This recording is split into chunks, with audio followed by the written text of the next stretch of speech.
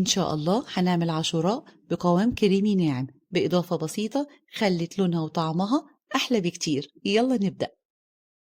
عندي ربع كيلو من القمح أو البليلة بغسلها كويس جدا، ويفضل تنقعيها من بالليل للصبح عشان ما تاخدش وقت في التسوية. شايفين طرية جدا. بغسلها كويس قوي، وعندي لتر من المية المغلية بضيف عليها القمح، وهنزل بكوباية إلا ربع من السكر، باخد منه معلقتين كبار وأسيب الباقي على جنب. عايزة كل حبات القمح معاكي تكون مسكرة. هقلبها كويس، وأي حاجة بتطلع على الوش بشيلها. هسيبها بقى تستوي لغاية لما تبدأ تشرب المية بتاعتها. بطفي النار وهسيبها من نص ساعة لساعة، لغاية لما تلاقوا كده حجمها بدأ إن هو يفشر معايا وحجمها بيتضاعف بالشكل ده. بديها كده هرسة بالهاند بلندر أو بشبشق الخلاط، يعني ما ترسهاش قوي. هنزل بلتر من اللبن بالقشطة بتاعته كده، وهخلي كوباية كده على جنب. هضيف بقى باقي السكر، والسكر هنا حسب الرغبة. هقلبهم واوطي النار واسيبهم كده يستووا.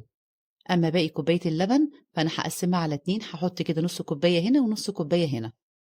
نص الكوباية دوت هاخده هدخله التلاجة يسقع. أول ما بيطلع معايا بضيف عليه معلقتين كبار من الكريم شانتيه الخام غير محلى، وهضيف هنا معلقتين كبار هرميين من النشا. هنخفق بقى الكريم شانتيه، أنا بخفقه كده على البارد، ما بحطوش على النار.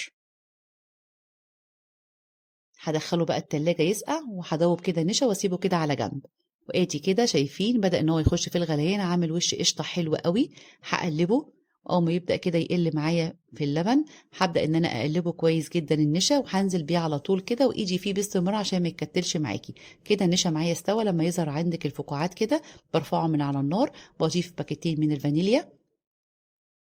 والإضافة هنا الحلوة بعد ده الكريم شانتيه بعد ما سقع معايا، الإضافة هنا الحلوة اللي هتديله اللون والطعم الحلو جدا وهيفرق معاكي قوي، هي الكريم شانتيه. هقلبه. طبعا شايفين بقى اللون، أظن الشكل واضح. هنزله بقى في الأطباق وهسيبه يبرد، وابدأي بقى زينيه بالقرفة أو بالمكسرات المتواجدة عندك، زينيه. ولو عجبكم الفيديو منسوش الاشتراك في القناة وتفعيل الجرس، وسيبولي تعليق حلو. سهل وبسيط، والإضافة دي هتديكوا طعم كريمي حلو قوي. وكل سنة وحضراتكم بألف خير. جربوه هيعجبكم، وبالهنا والشفا.